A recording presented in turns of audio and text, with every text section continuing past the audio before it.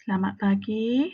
Baik, hari ini kita teruskan ulang kaji Pendidikan Moral Unit 2, Rakyat Baik Hati Membawa Berkat dengan SP 2.1.1, 2.1.2, 2.1.3, 2.1.4. Okey, ini 4 SP yang kita akan pelajari pada hari ini. Jadi cikgu harap kamu dapat ulang kaji dan faham tajuk ini. Baik. Tajuk ini adalah bagaimana kita bersikap baik hati kepada orang yang memerlukan. Maknanya orang yang susah lah, orang yang memerlukan bantuan kita. Jadi kamu akan belajar apakah jenis bantuan yang boleh kamu berikan, apakah kebaikan bila kita melakukan perbuatan baik hati dengan membantu orang yang susah, dan apakah perasaan yang akan kamu rasa sekiranya kamu membantu orang lain, dan juga kamu perlu semaikan dalam diri kamu sikap suka membantu dan memberi bantuan kepada orang yang memerlukan. Baik, kita terus kepada topik ataupun tajuk-tajuk kecil. Okey? Baik, kita tengok dulu jenis bantuan. Jenis bantuan yang boleh kamu berikan adalah seperti berikut. Okey. Jenis bantuan ada 3, iaitu bantuan kewangan, bantuan kebendaan dan bantuan semangat sokongan moral. Ya. Okey, ketiga-tiga bantuan ni selalu kamu lakukan. Okey, kat sekolah kita selalu ada bantuan kewangan, iaitu kamu memberi bantuan dalam bentuk kewangan. Sama ada kita mengutip derma ataupun kita mencari dana untuk memberikan bantuan kewangan kepada golongan yang memerlukan. Yang kedua ialah bantuan jenis benda. Maknanya kamu mendermakan benda-benda seperti makanan, pakaian dan keperluan asas yang lain. Selain itu, kamu juga boleh memberi bantuan dari segi moral. Sokongan moral iaitu dengan memberikan kata-kata semangat. Sama ada kamu menulis ataupun kamu memberi secara lisan kata-kata semangat. Okey, sebelum tu cikgu terlupa ya. Kalau kita beri bantuan ni, kita selalunya memberikan bantuan kepada golongan yang miskin, golongan yang mangsa banjir ataupun anak-anak yatim.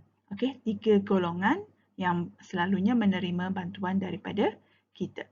Baik, kita teruskan. Okey, apakah kebaikan sekiranya kita menghulurkan bantuan? Okey, tengok ni. Okey, apabila kita menghulurkan bantuan kepada seseorang yang memerlukan, kita dapat meringankan beban. Kita memudahkan orang tersebut. Kita meringankan beban dia. Taklah dia terlalu sukar. Kemudian apabila kita memberi bantuan ini, hubungan kita akan bertambah erat. Hubungan bertambah erat ataupun hubungan menjadi lebih rapat. Tentulah orang yang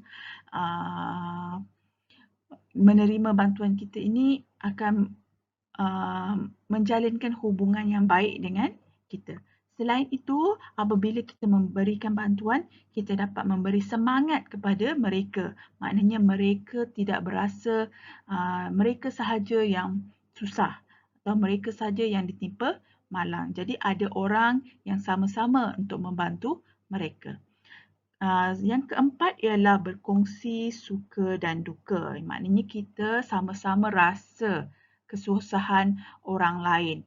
Okey, apabila kita merasai, kita lebih mensyukuri apa yang kita ada. Okey, kita syukur kita tidak ada orang yang lebih susah daripada kita. Jadi kita harus mensyukuri apa yang kita ada, nikmat yang kita ada. Selain itu adalah kebaikannya untuk membela nasib mereka. Okey, nasib mereka terbela. Tak adalah mereka terbiar kesusahan sampai bila-bila. Jadi dengan adanya bantuan, nasib mereka terbela.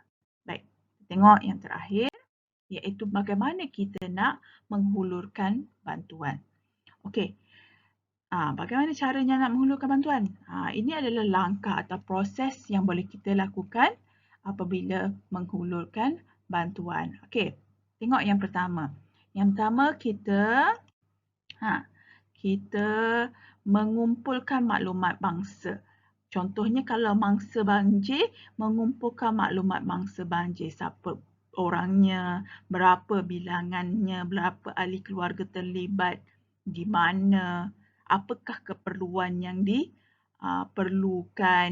Jangan nak orang tu mangsa banjir, kamu beri sesuatu yang tidak sesuai dengan mangsa tersebut. Sedangkan dia perlukan tempat tinggal ataupun pakaian, kita beri benda-banda lain yang tidak perlu. Okey?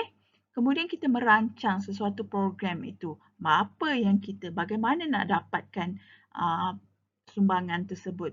Takkan kita guna duit kita sendiri kan?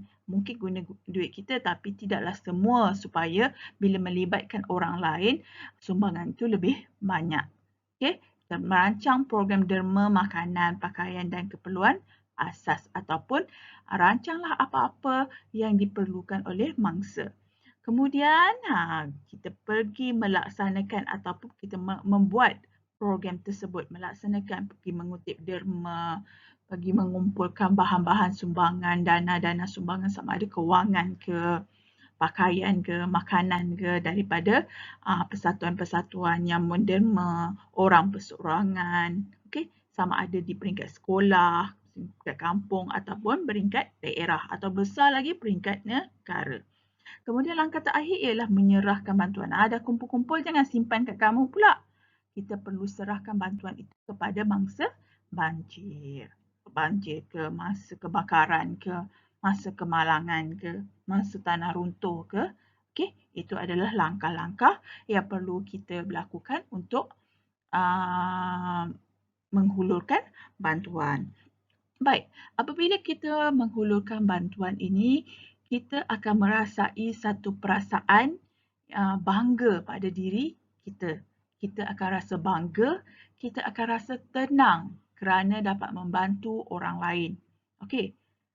Selalunya manusia secara normal, dia akan rasa sedih apabila melihat seseorang atau insan lain berada dalam kesusahan. Kalau kamu normal, kita yang waras, kita tentu rasa kasihan melihat orang lain dan kita mesti ada rasa ingin membantu. Apabila kita membantu, tentulah kita berasa puas.